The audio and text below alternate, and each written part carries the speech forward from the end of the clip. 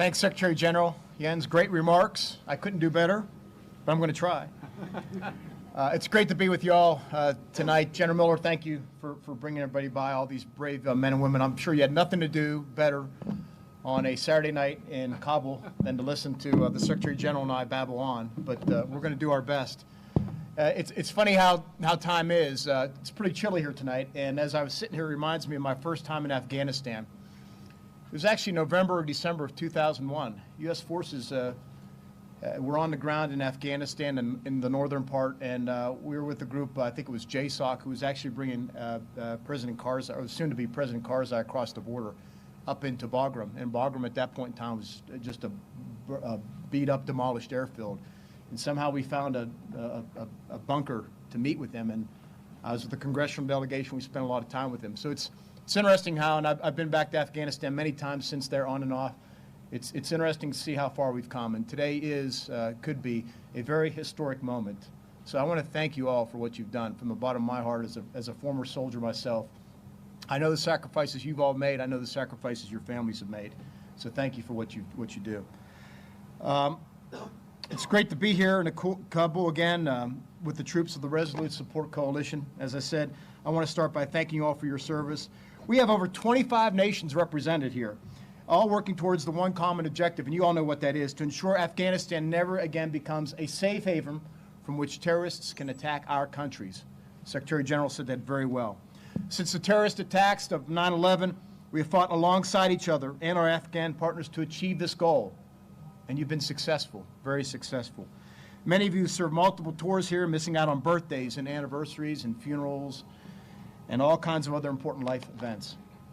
Your families have sacrificed much as well, doing their best to maintain a sense of normalcy while you have been away serving your country. And some of you standing here today may not have been even born when this war first began. Is there anybody that was born here after 9/11? I know they're out there in the ranks. Throughout the course of the past 19 years, almost 800,000 U.S. troops have served in Afghanistan. Over 20,000 of our veterans have been wounded here in combat and will forever bear the scars of this conflict. And nearly 2,000 brave Americans made the ultimate sacrifice on Afghan soil by laying down their lives in the defense of freedom. Across the coalition, other nations have sacrificed their own blood and treasure to help bring peace to a country that has been at war for far, far too long. Together, our military coalition has worked tirelessly to support the Afghan security forces. Over time, we have watched them grow in capability as they have taken the lead for the security of their own country. They've done well. And today, they are an effective force on the battlefield thanks to the efforts of this coalition. But despite this progress, achieving our objectives in Afghanistan will not come from military force alone. You all know that. And an end to the fighting will happen only when Afghans decide for themselves to lay down their arms and come together as one people. We're at that moment. That is why the best path forward for the future of this country is through a political settlement. An agreement that respects the integrity of the Afghan people and preserves the accomplishments that we and our Afghan partners have fought so hard to achieve. Today, Afghanistan took a great step forward along that path. Just a couple hours ago in Doha, Qatar, as many of you know, the United States signed an agreement with the Taliban that sets the conditions for a political settlement to end this war.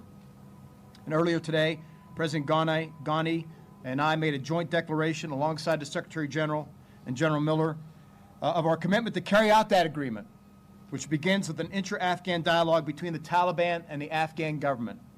These events mark an historic opportunity for Afghanistan to pursue a future of peace. But despite today's significance, we still have a long way to go, and that's what I want to speak to you about. All of our decisions moving forward are conditions-based, and require the Taliban to maintain the ongoing reduction in violence. If the Taliban fail to uphold their commitments, they will forfeit their chance to engage in negotiations with the Afghan government and will not have a say in the future of this country. However, should the Taliban abide by the agreement, the United States will begin a deliberate phase with redeployment of troops, initially reducing our force down to 8,600. As we do this, we will work closely with our allies and partners to reduce their forces as well in a proportional manner. Just as we entered this fight together, we will draw down together, and we will eventually leave together. That is our goal.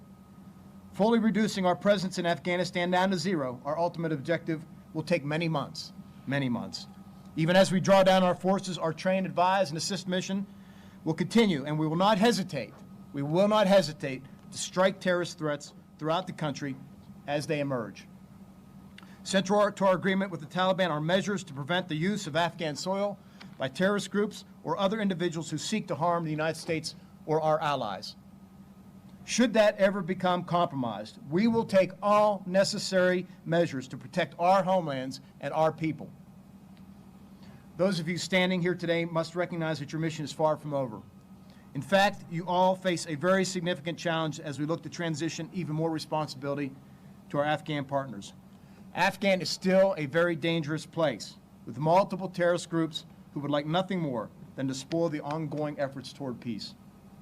Your number one priority remains the protection of our people, and you must not let your guard down. Stay vigilant. I expect you to carry out your duties with the utmost professionalism and vigor as you always have, and do not become complacent, even as we move towards a more peaceful environment. As we draw down our forces, the United States and our international partners remain fully committed to our relationship with the government of Afghanistan and its security forces. We will continue to provide them support as necessary to assist in their ability to defend the people of Afghanistan. We have shed much blood with our Afghan brothers in arms, and it is important to all of us for them to succeed. Ultimately, that success and an end of the war depends on Afghans joining together to embrace this opportunity. This is the best chance Afghanistan has had in 19 years to achieve peace. The sacrifices of all those who have come before you have brought us to where we are today. And the brave work of this military coalition has set the conditions for this process to succeed. The road ahead will not be an easy one. We've all said that, but no one is better prepared than all of you to lead us through this transition. The American people and the President of the United States are proud of all that you've accomplished and thankful for your continued service. I'm honored to be here with you today as we look forward to the coming weeks and months with optimism. May all of you stay safe, remain vigilant, and continue to serve with honor. God bless you all. Thank you very much for what you do. Take care.